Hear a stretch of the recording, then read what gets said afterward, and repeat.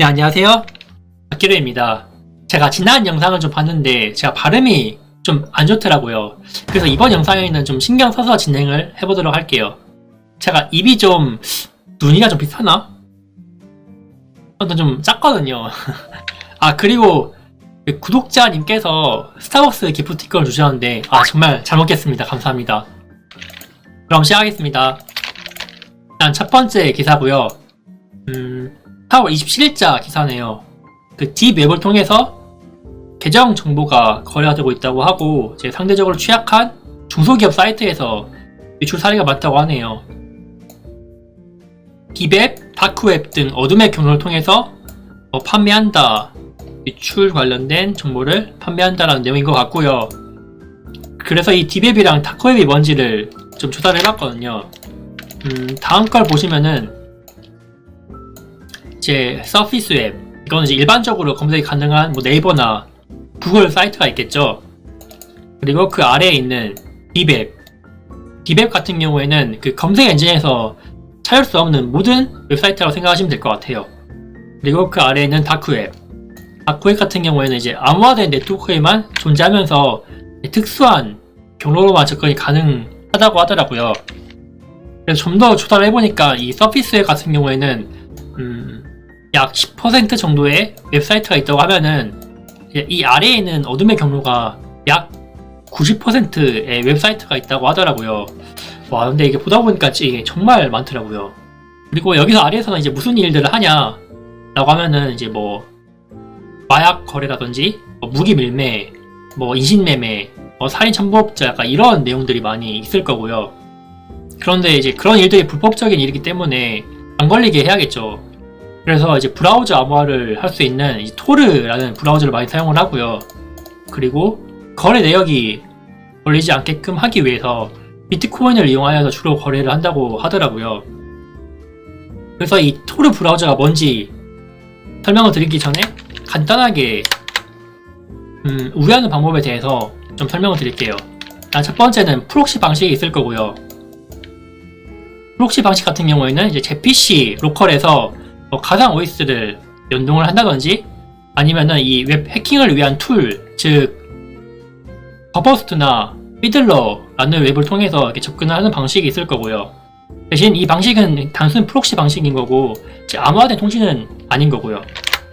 다음으로 VPN 관련된 내용인데요. VPN 같은 경우에는 이제 간단히 설명드리면은 제 PC에서 특정 웹사이트를 접속을 하고 싶어요. 근데 방통위에서 이 사이트가 유해하다고 판단하여서 차단을 할 수가 있겠죠. 대신 이 사이트는 해외에서는 접근이 가능할 거고요. 그래서 주로 사람들이 이용하시는 게 이 해외에 있는 무료 VPN 서버를 이용을 하여서 접근을 우회를 하여서 접속을 하는 방법이 있겠죠.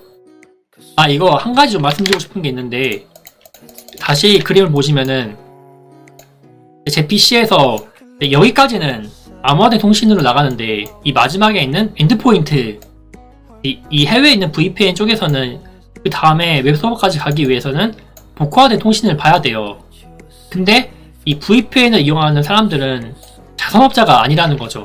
이제 본인은 무료로 이용하겠지만 이 VPN 내에서는 복화된 데이터가 남기 때문에 실제로 제 PC에서 아이디나 패스워드 입력한다고 하면은 이 값들이 다 보일 거고요.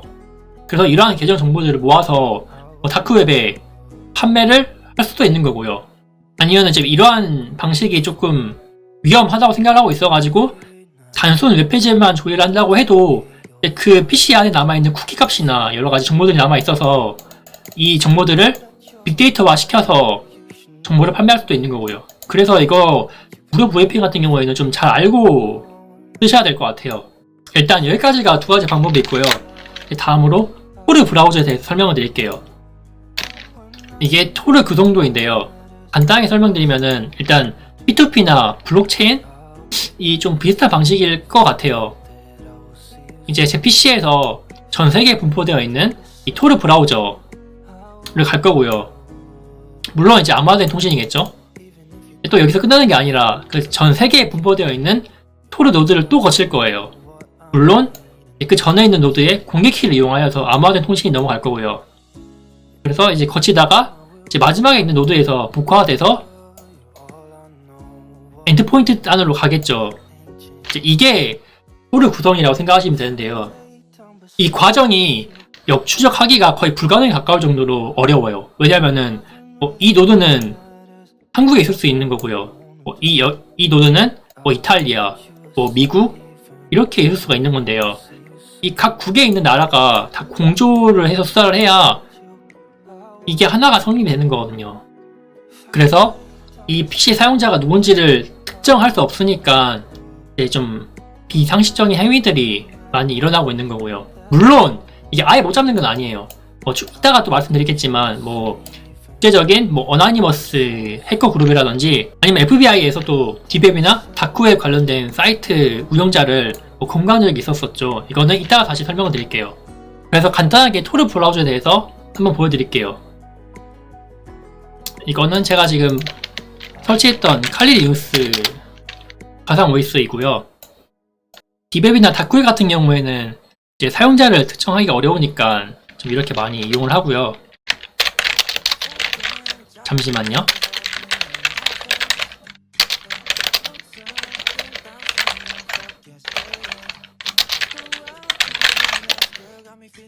네, 이게 토르 브라우저인데요. 우회를 한다고 하죠. 저는 잘 모르지만 다크웹 관련된 사이트들이 약간 좀 이러한 식으로 UR이 구동이 되어 있다고 하더라고요. 이 뒤에 있는 이 어니언은 토르 브라우저에서 제공하는 URL 주소이고요. 일단 여기서 IP 로케이션 한번 볼게요. 이게 여러가지 노드를 거치다 보니까 속도는 좀 느릴 거예요. 그래서 아래 보시면은 컨트리 싱가포르로 나오죠. 다시 한 번 더 보시면은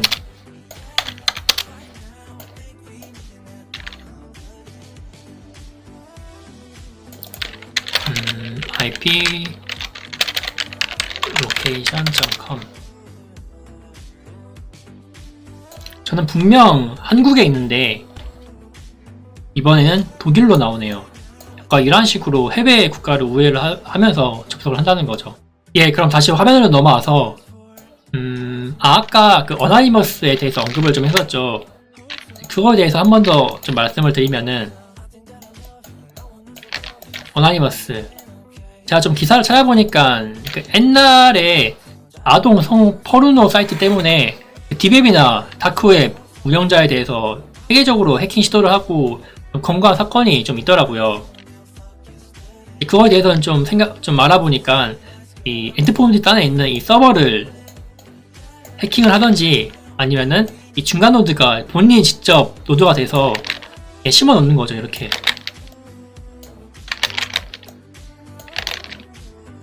그래서 이게 본인 노드를 타고 가면은 이제 하나씩 역추적을 하는 거죠. 또 이렇게 잡는 거고요. 그래서 기사를 보니까 실제로 많이 해킹을 해서 잡기도 하고 해가지고 대대적으로 누가 운영자다 막 이런 식으로 막 까발려서 많이 잡혔던 사례가 있기도 하고요. 그 아래 내용을 같이 보시면요, 이렇게 생각하시는 분들이 있으시더라고요. 주민등록번호나 계좌번호 막 이런 치명적인 정보들이 아니고 그냥 단순히 아이디랑 패스워드 조합이고 중요하지 않는 사이트의 계정인데 바꾸기만 하면 되는 거 아니냐 라고 생각하시는 분들이 많이 있으신데, 이것도 좀 생각을 해봐야 되는 게 대부분의 사람들이 다 그런다는 건 아니지만 대부분 좀 비슷한 조합으로 여러 웹사이트들의 패스워드를 결정을 할 거예요. 또한 주민등록번호나 이러한 치명적인 정보가 아닌 단순 아이디 패스워드 조합이라고 해도 아래 보시면은 주소록을 이용한 피싱이나 보이스 피싱이 발생할 수도 있는 거고요. 이거에 대해서도 한 번 더 제가 좀 시연을 보여드리면은, 네, 이건 아까 이용했던 칼리 리눅스 OS인데요. 간단하게 볼 수 있다고 하면은 기본적인 정보를 통해서 패스워드 사전을 만들어가지고 무차별 대입 공격을 할 수가 있겠죠. 일단 간단하게 보여드리면은 파이썬을 이용해서 이거였나? 맞네요. 이러한 식으로 정보를 입력을 하여서 패스워드 사전을 만들 수가 있거든요. 한번 해볼게요. 기준을 한번 해보고요. 그리고 일단 뭐 생일은 아니지만 그냥 대충 1월 1일 한번 해볼게요. 들어갔네요. 그리고 폰 010 뭐 아유 444 이메일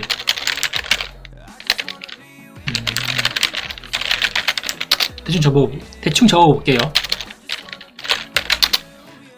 예, 들어갔다고 하면은 한번 만들어 볼게요. 여기 경로에 나왔다고 하고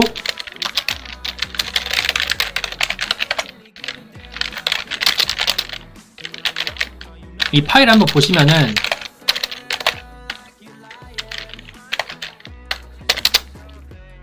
이게 지금 만들어진 지 뭐 1초도 안 걸렸거든요. 다 조합해서 만들어주는 거예요. 패스워드를요. 뭐 199, 뭐 92, 뭐 444